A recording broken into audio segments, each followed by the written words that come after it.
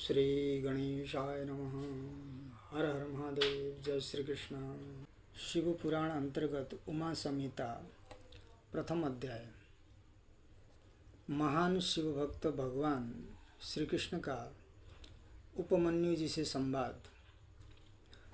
यो धत्ते भुवनानि सत्वगुणवान् स्रष्टा रजः संश्रयः संहर्ता तमसान्वितो गुणवती मायामतीत्य स्थितः सत्यानन्दमनन्तबोधममलं ब्रह्मादिसंज्ञास्पदं नित्यं सत्त्वसमन्वयादधिगतं पूर्णं शिवं धीमहि।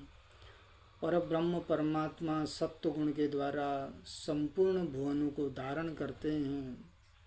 रजोगुण से युक्त होकर सृष्टि की रचना करते हैं। तमोगुण से समन्वित होकर संहार करते हैं, परंतु वास्तव में वे त्रिगुणमयी माया से परे होकर अपनी महिमा में स्थित हैं। वे भगवान सत्य स्वरूप, आनंद स्वरूप, अनंत ज्ञान के द्वारा संपन्न, निर्मल ब्रह्मा विष्णु महेश आदि अनंत नामों से भक्तों के, साधकों के तथा जिज्ञासुओं के द्वारा पुकारे जाने वाले नित्य सत्वगुण के आश्रय से प्राप्त होने वाले अखंड शिव का हम ध्यान करते हैं। सनत कुमार जी कहते हैं, हे व्यास जी, महर्षि उपमन्यु ने श्री कृष्ण से जिस शिव चरित्र का वर्णन किया उसी को मैं कहता हूँ। वसुदेव पुत्र श्री कृष्ण पुत्र प्राप्ति के लिए एक बार कैलाश पर्वत पर गए। जब भगवान श्री कृष्ण ने महर्षि उपमन्यु को पर्वत शिखर पर तप करते हुए देखा, भक्तिपूर्वक उन्हें प्रणाम करते हुए हाथ जोड़कर उनसे कहा।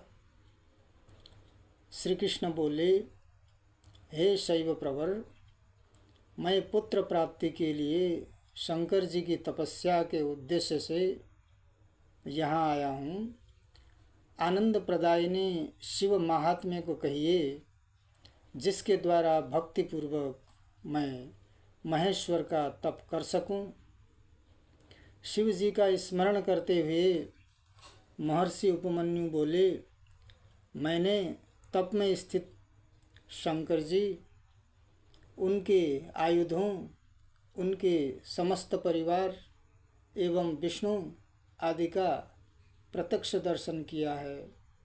उन्होंने पाशुपत अस्त्र जो अनंत शक्ति युक्त है शंकर जी के समक्ष देखा, जो कल्प के अंत में संपूर्ण विश्व को नष्ट कर देता है।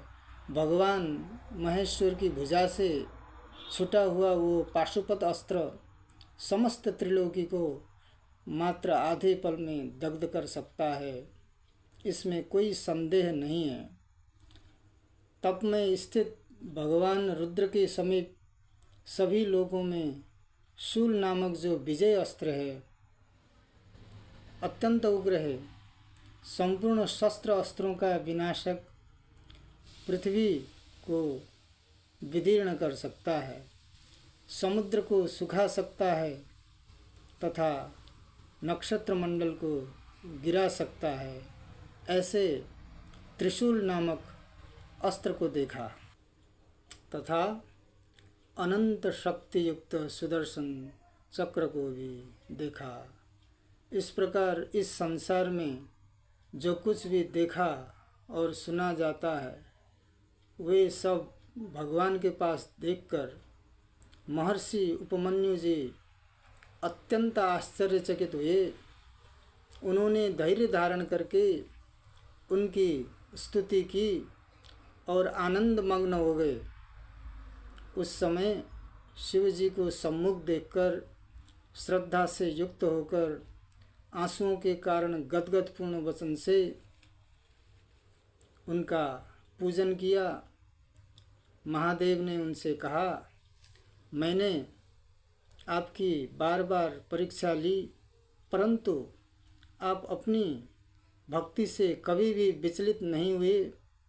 आपका कल्याण हो। मैं आपसे अत्यंत प्रसन्न हूँ, अतः आप समस्त देवगणों के लिए भी दुर्लभ वर मांगिए। मैं आपको सब कुछ दे सकता हूँ। उपमन्यु जी बोले, यदि आप मुझसे संतुष्ट हैं और आप में मेरी अनन्य भक्ति है, तो उस सत्य के द्वारा मुझे त्रिकालज्ञता प्राप्त हो। आपके प्रति अनन्य दृढ़ भक्ति प्राप्त हो तथा मुझ और मेरे वंशजों को पर्याप्त भोजन नित्य प्राप्त होता रहे। आपके भक्तों में मेरी सदा मित्रता बनी रहे और अन्य लोगों के प्रति उदासीनता रहे। भगवान ने उन्हें जरा मरण दोषों से मुक्ति का वरदान दिया तथा संपूर्ण मनोकामनाओं की पूर्ति का भी वरदान दिया। क्षीर सागर के सान्निध्यता का आशीर्वाद भी दिया। भगवान ने उनका वंश अक्षय कर दिया और उनके आश्रम में सदैव स्थित रहने लगे। उनके स्मरण करने पर भगवान ने प्रकट होने का वचन भी दिया। 26वें तत्व के रूप में जो सनातन परम तत्व है, विद्वान उसी परम अक्षर ब्रह्म का ध्यान करते हैं। भगवान सदाशिव ही सभी तत्वों के विधान को जानते हैं तथा सभी तत्वों के अर्थों के दृष्टा और प्रधान पुरुषेश्वर हैं। उन परमेश्वर सदाशिव ने ही ब्रह्मा जी को अपने दाहिने भाग से, विष्णु जी को बाएं भाग से तथा रुद्र को अपने हृदय से उत्पन्न किया। वे महादेव संवर्तक अग्नि के समान काल बनकर सभी प्राणियों का भक्षण करते हुए स्थित रहते हैं। वे भगवान सर्वज्ञ, सर्वभूतात्मा, सबको उत्पन्न करने वाले, सर्वव्यापक एवं सभी देवगणों के लिए दर्शनीय हैं।